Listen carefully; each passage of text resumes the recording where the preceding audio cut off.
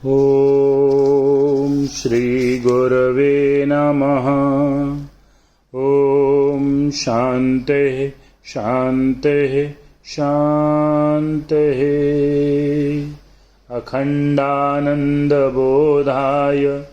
शिष्यसन्तापहारिणे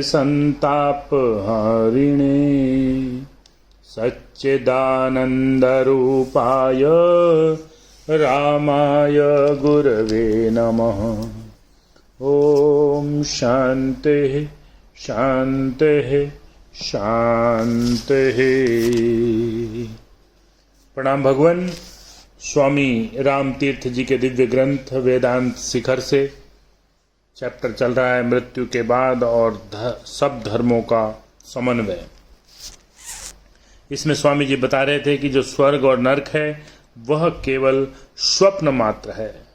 वास्तव में यथार्थतः वह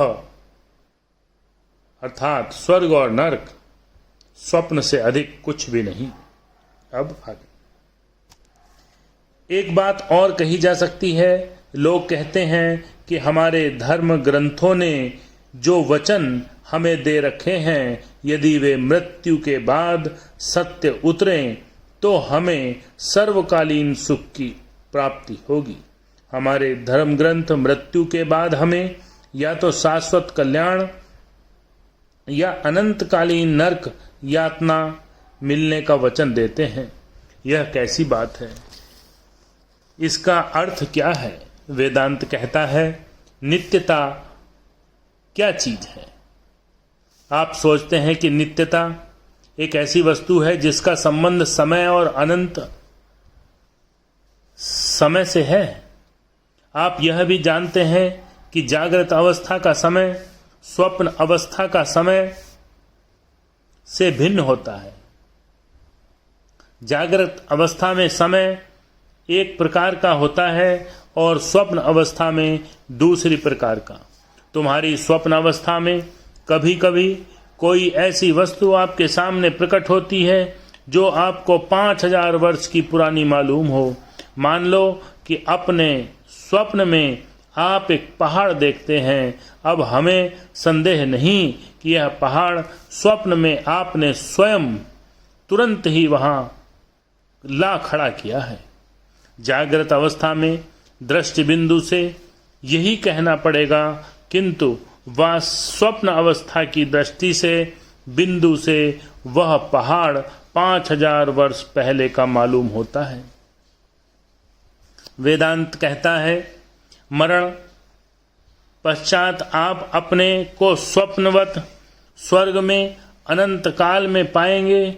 स्वप्नदर्शी अधिष्ठान के दृश्य बिंदु से आप अपने को स्वर्ग या नरक में अनंत काल से रहते पाएंगे, किंतु जागृत अवस्था के अधिष्ठान के दृष्टि बिंदु से नहीं।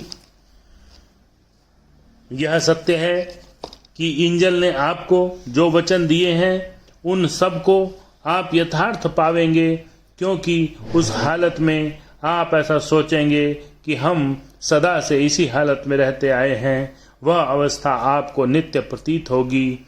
स्वप्नदर्शी दृष्टा के स्थिति बिंदु से जो वस्तु नित्य है वही जागृत दृष्टा के दृष्टि बिंदु से नहीं के बराबर है। दोनों बातें सर्वथा पृथक हैं। इस प्रकार आपको इस बात का मालूम लग जाएगा कि वेदांत किसी तरह मृत्यु के बाद की अवस्था के विषय में विभिन्न धर्मों का समन्वय करता है। अब आवागमन के संबंध में सोचिए। अच्छा, उन लोगों का क्या होता है जो मुक्त पुरुष और मुक्त आत्मा कहलाते हैं? उनका आवागमन होता है या नहीं? तो वेदांत कहता है मृत्यु के बाद हर एक व्यक्ति को स्वर्ग और नरक के पड़ावों में होकर नहीं गुजरना पड़ता, और न मनुष्य के बाद सबका पुनर्जन्म ही होता है। प्रत्येक व्यक्ति के लिए यह आवश्यक नहीं कि वे जिन्हें मुक्त आत्मा कहते हैं वे कौन हैं। इन्हें पूर्व जन्म के अधीन नहीं होना पड़ता। वे स्वतंत्र है। नरकों और स्वर्गों में कैद नहीं होते हैं। स्वर्ग या नरक सभी उनमें हैं, सारे लोग उनमें हैं। यहां इनके संबंध में कुछ कहना जरूरी मालूम होता है। अब यहां से अगला प्रसंग कर लेंगे भगवान। ओम शांति शांति शांति।